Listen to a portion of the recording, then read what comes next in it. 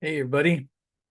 So today I thought I'd do something a little bit different. Instead of talking about weight loss and all that, I thought I'd share my 10 most favorite photos I've taken um, over the course of, I'm not going to say how many years, but a long time.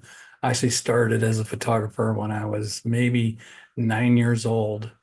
And first camera was one of those Kodak box brownies. I'll just throw a picture up there. It was embarrassing. It had a blue tattered ribbon for a strap and all. And I remember taking it to the zoo on a family or a class outing, and I was so embarrassed with it, I would hide it under my sweater vest. But anyway, so I took some time, a lot of time actually, to go through all my photographs and narrowed it down, which was really difficult because I have a lot of favorites, but narrowed it down to 10. And they're not just my favorite because of the visual appeal, but each of these has a story behind it. And so that's why I thought it'd be fun to share that with you. So I'm going to start off with this photograph. This is at Yosemite National Park. And it's probably, I'm sure many of you see in Half Dome. This is actually almost to the side or almost close to the behind side of Half Dome, which very few people see because this is on the way up to Nevada Falls. Now, what's interesting about this picture is just a few minutes after I took this, let me give you a little bit story here. It's about 20 degrees when I took this picture here. I was hiking up to Nevada Falls with about 30, 35 pounds of camera gear on my back. And I took this picture, and then literally a couple of minutes later, some ice was falling and it startled me. And I jumped off the trail and I sunk into a snowdrift up to my chin. And actually, I tell this story in more detail on my YouTube channel if you want to check it out. But basically, what happened was I was stuck, and this is the dead of winter, and there's very few people in the valley other than the park rangers. And as I struggled to get out, I was actually sinking deeper. So, and unfortunately, I was wearing some pretty warm clothes, ski pants, but I was still getting cold, and I was a little bit afraid of the hypothermia setting in. And all of a sudden I hear this whistling. This fellow was walking up the trail. Now remember, it's 20 degrees, 20, 25 degrees, something like that. Brilliant blue skies. This guy comes walking up the trail. First thing I notice is he's got this big red bushy beard. Okay. And he's wearing park ranger uniform. However, he's wearing shorts. He's wearing what they wear in the summertime, right? Now I was so cold and kind of panicked that for some reason that didn't seem odd to me at the moment.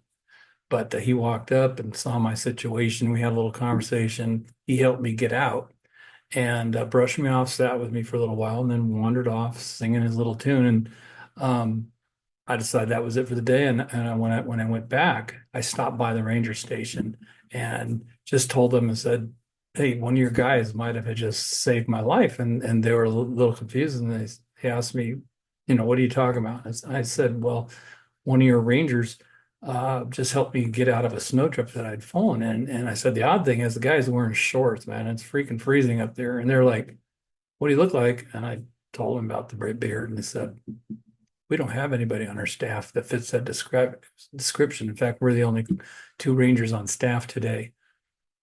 So, needless to say, I got some those tinglies on your back of your neck, and like I'm getting them now. And I wandered off and took a nap. So, anyways, so I really love this picture because it has a story behind it, obviously. But I love how the wind is blowing the snow off the top of Half Dome there. So now we're going to move on to Bodie Ghost Town, which is, I think about 30 miles northeast of Mammoth Lakes.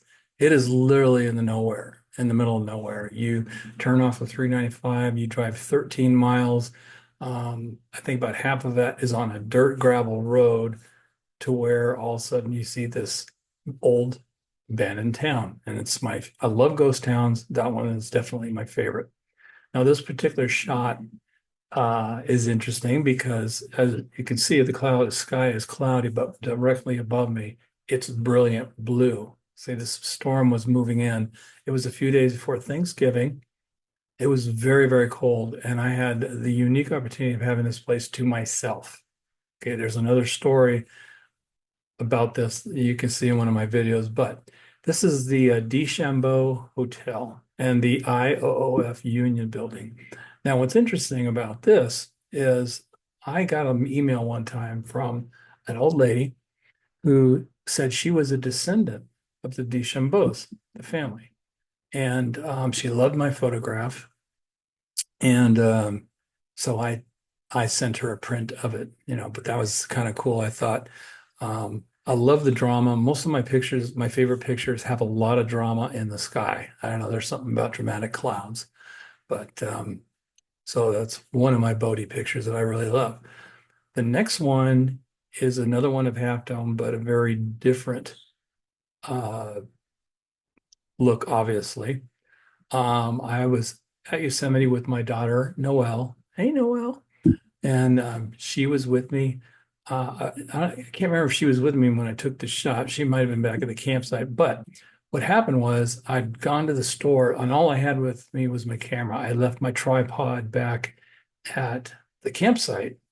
And this Half Dome, this Alpenglow, as we call it, excuse me, came over Half Dome and it was like, oh man, I can't pass on it. But it's really, really dark. And when you're shooting in really low light, you have to use a very slow shutter speed. And which means you have to have a tripod because the slightest movement will make it blurry. And nothing makes a photograph more amateur than an image that's not tack sharp. So what I did was I climbed up on the roof of my Grand Cherokee. I laid down with my camera like this, and it was about, if I remember right, a 4 or 5 second shutter exposure, meaning that shutter's open for 4 or 5 seconds because of the low light. And I literally held my breath, and by a stroke of a miracle, it came out just beautiful. That's not altered. That's the way it really looks. So love that photo. Now, the next one is the Blue Angels. I love aviation. I am an on-call photographer for Air Group One, which is used to be the Confederate Air Force, I think, and they fly World War II planes and air shows and whatever. So I happen to be at this air show. Now, Blue Angels, they're not easy to photograph because they're fast. There's a lot of them. They're moving in every direction.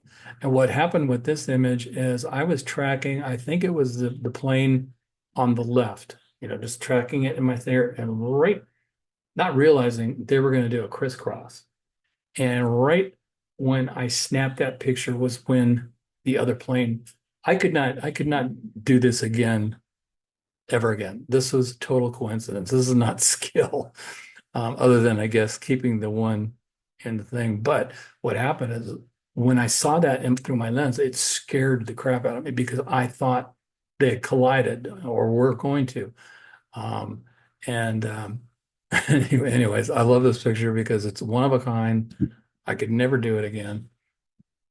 Okay, so moving on, we're going to go back to Bodhi.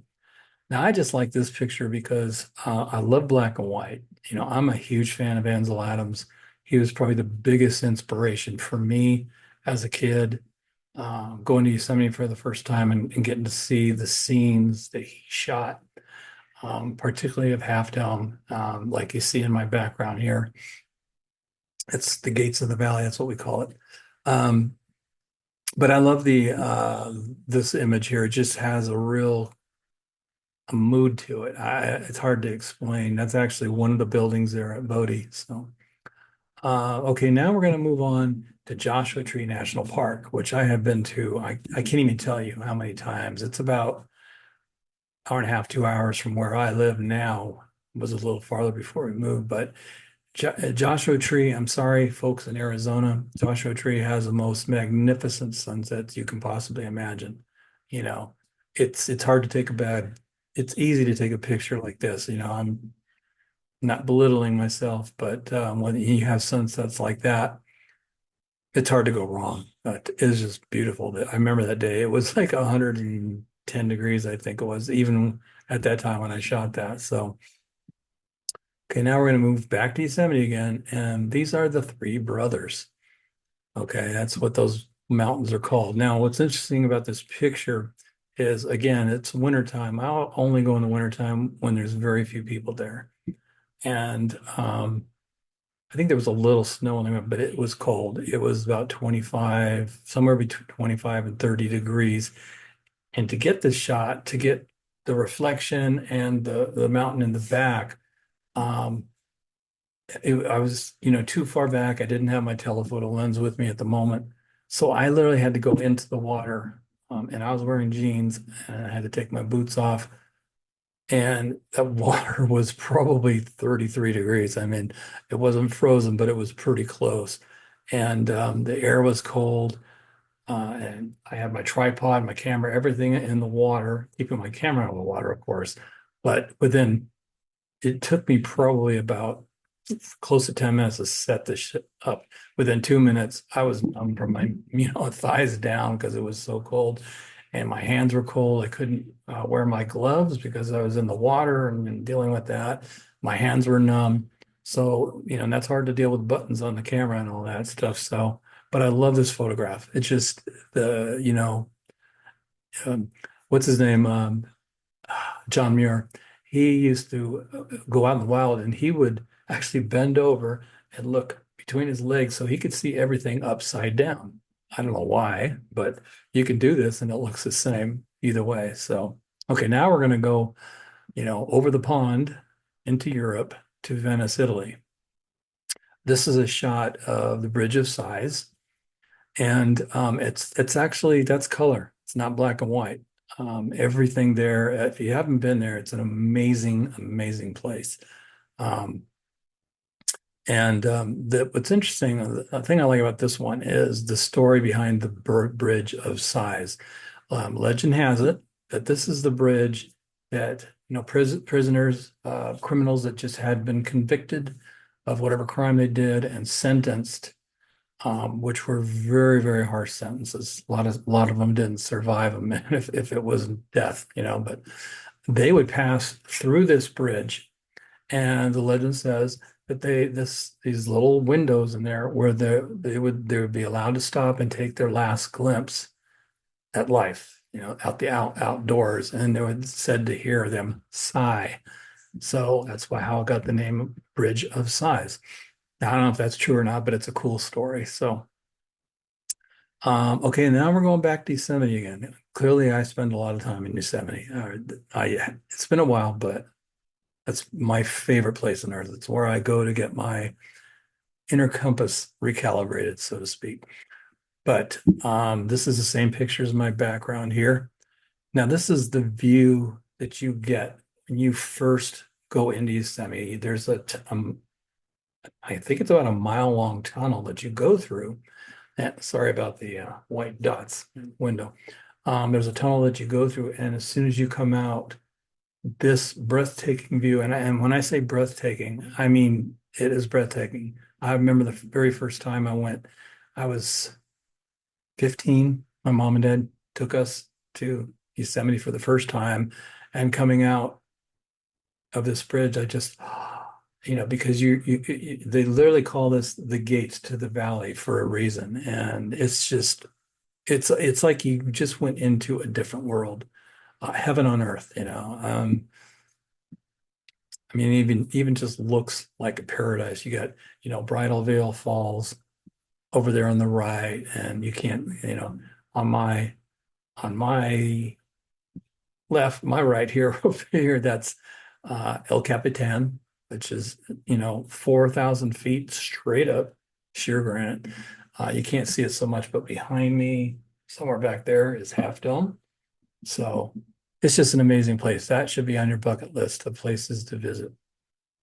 Okay, now we're going to come back to reality here. And this picture here of the Twin Towers in New York is an interesting one. It's not technically it's not a good picture. It's a little overexposed.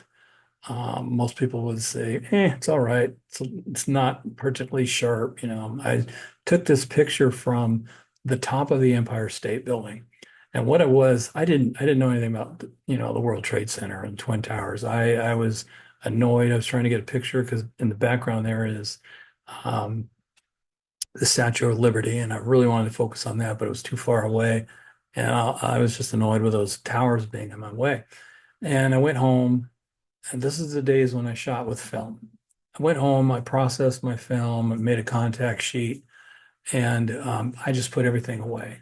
Okay. Now, when I take pictures, usually I take notes of exposures that I use, shutter speeds, things like that, or anything about the moment, temperatures, it's just interesting to look back. Um, that was the year of 2001, the 9/11. And I remember December of that year, um, just going was in my dark room, and I was looking at my negatives and my contact prints, and I came across this picture that I took. It was the one and only picture I took of that up there. And I was looking at my notes, and the note in I had written down June 11th, 2001. So I call this my 6/11 photo because to me still this picture changed me as a photographer because when 9/11 happened, of course, I look at that building now in that picture, and there are people in that tower when I took that picture that are no longer here. I think, what was it, about 3,000 of them? And I can't go back and retake that image ever again. So from that, kind of a mindset in a way now, when I go out to places like Yosemite or Zion or Bryce Canyon or any other place that just has a special place for me, I photograph it or I enjoy it like it might not be there tomorrow. I mean, it's unlikely, but that's what I took away from that. And that has had a huge impact on me, not just as a photographer, but as a person. Can't take advantage or take things for granted because they could be gone the next day, including our lives. So anyway, I hope you enjoyed that. I know it was a little bit different. If you want to see more of my photographs, you can go to arthurclarkart.com. And I also have paintings there. So I will do a video sometime soon about my 10 most favorite paintings that I've done as well. So thank you for listening and watching, and have a great day.